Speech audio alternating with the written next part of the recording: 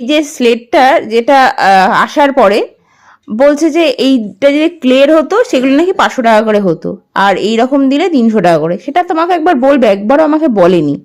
আর জিনিসটা যখন রেডি হচ্ছে আমাকে একবার পিকচারও দেয়নি, কিছুই না। আমি একাধিকবার সেটা চেয়েছি বা ওনার সাথে কন্ট্যাক্ট করেছি, উনি কোনো রকম পিকচার দেয়নি। তারপরে আসার পরে আমি যখন বলছি এগুলো কেন হয়েছে এরকম, উনি বলছেন যে আমি খুব ব্যস্ত ছিলাম, একটু মিসম্যাচ হতে পারে, একটু মিস হতে পারে। আমার বাচ্চার কি হাতে করে কি বারবার হবে? একবারই হবে।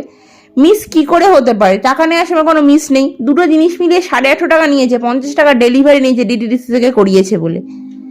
এই যে তোমরা যারা এরকম কারো মানে বাচ্চাদের জিনিস কাস্টমাইজ করাবে, প্লিজ তোমরা নিজে দাঁড়িয়ে থেকে কোনো বুটিক থেকে কাস্টমাইজ করি, এরকম যাত্রার কাছ থেকে করিও না। আমি করে ভীষণ ভুগেছি, সেই জন্য একটা ইনফরমেশন দিলাম, একটা ইনফরমেটিভ ভিডিও।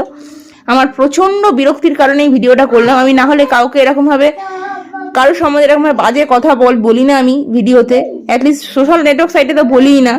তো আমার খুব বিরক্ত লেগেছে। তোমরা নেক্সট টাইম থেকে আমি তার প্রোফাইলটা তোমাদেরকে দিয়ে দেবো। নেক্সট টাইম থেকে তার মানে এই মেয়েটার কাছ থেকে কোনো রকম জিনিসপত্র নিও না।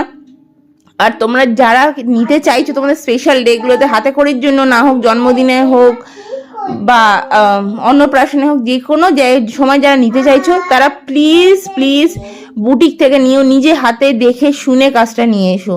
ওদের ওপর ভরসা করে ছেড়ো না, তার কারণ ওরা এরকমই গড়বড় করে সবারই। এর আগেও আমি একটা দিদি দেখেছি, সুস্মিতা দত্ত বলে একটা দিদি আছে, তো উনিও ব্লগ বানান, ওনারও দেখেছি ওনার ছেলের 5 বছরের জন্মদিনে একটা ওরকম যথেষ্ট বড় একটা আবরণ বলে একটা ব্র্যান্ড এরকম করেছে। তো প্লিজ প্লিজ তোমরা কেউ নিও না ওদের কাছ থেকে, নিজেরা দেখে শুনে বুটিক থেকে নিয়ে এসো। ভিডিওটা যদি ভালো লাগে লাইক কমেন্ট শেয়ার করে দিও। চলো দেখা হবে নেক্সট ভিডিওতে। টাটা।